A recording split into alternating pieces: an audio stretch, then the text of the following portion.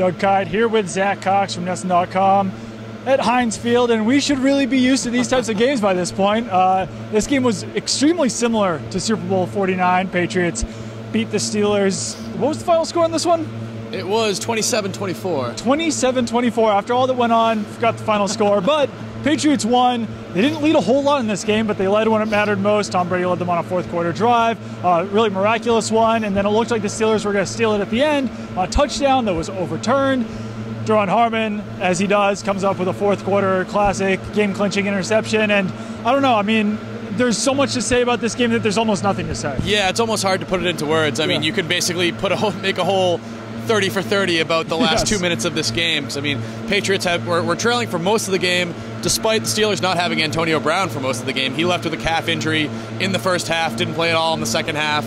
But the Patriots weren't able to overtake the Steelers for most of the game, and it looked for all except for about a minute there near the end that the Steelers were going to pull this one out and take over or maintain first place in the AFC. Patriots were going to drop down to third. It was going to be a real dicey situation, but miraculously they pulled this one out. Yeah, this is one of those games where I wrote the losing story, wrote the winning story, and I'm like, well, now I'm going to have to write another losing story, but then I just had to fix up the winning story, and just a really wild game overall, and lots of ups and downs, big-time roller coaster for the defense overall, which really played like garbage through most of the game. They were letting up very long drives to the Steelers, but give credit where it's due to the defense because they forced punts on 2 of the last 3 Steelers drives, and they had the interception on the third one. Eric Rowe had a huge up and down game in this one because he allowed a lot of big catches, including a 69-yarder by Juju Smith-Schuster there that was going to give the game to the Steelers at the end of the fourth quarter, but then got his hand on the ball that Duron Harmon ultimately intercepted. So he was the GOAT, and then he kind of became the other sort of GOAT. Yeah, actually, Duron Harmon and Eric Rowe teamed up for 2 of the biggest defensive plays of this entire game for the Patriots because they both teamed up to tackle, I believe it was Juju Smith-Schuster on a third down, and I think it was 4 or 5 or 6 on the drive that kind of led to the Patriots' long touchdown drive. They were able to stop Smith-Schuster there, force the 3 and out, and then obviously they teamed back up on that game-winning interception. But this game had it all. I mean, I think Dwayne Allen had a good summation of this game, or at least of the last 2 minutes. He said, excitement, horror, excitement, which is pretty much what these last 2 minutes were for Patriots fans. Pretty much, and it's kind of fun to see in the locker room all the guys who haven't won these division championships celebrating. Stephon Gilmore was one of those guys. Obviously, he's put on the Bills, so hasn't won an AFC East title since he's been in the league. I asked him if this is the craziest game he's ever been a part of, and he said yes, absolutely, 100%. None of these at South Carolina, none of these in Buffalo, and obviously the guys who have been on the Patriots forever are used to these types of games, but yeah, really fun to see a lot of the guys who haven't had a lot of success in the league celebrating, and Kenny Britt was one of those guys. Kenny Britt was with the Patriots for a week. He's already won a divisional title. Not too bad for that guy. He had a huge smile on his face in the locker room after this game. We were all expecting him to play kind of a significant role in this game with Chris Hogan being out.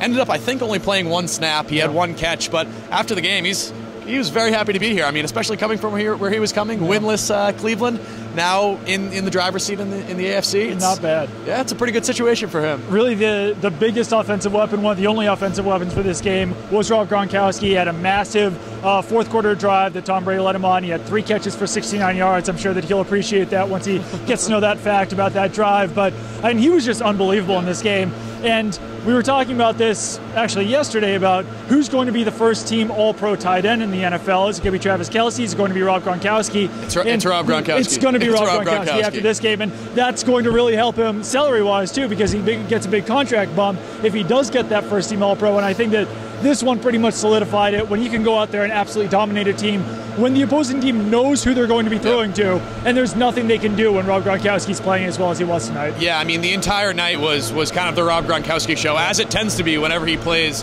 this Pittsburgh Steelers team. They really have never been able to stop him since he came into the league way back in 2010. But that last 2 drives, it was really just kind of his masterpiece. He had 3 straight catches, 69 yards. Was just incredible. Hulk celebrating afterwards. He was clearly fired up after not being out there last week against Miami while he was serving a suspension, and he gave the Patriots exactly what they needed today, with Chris Hogan being out, with most of the offense kind of sputtering throughout the game. Rex Burkhead leaving the game with an injury. Gronk did what Gronk needed to do. Yeah, absolutely. Well, we've got some leaf blowers behind us. Hopefully you can even hear what we're saying.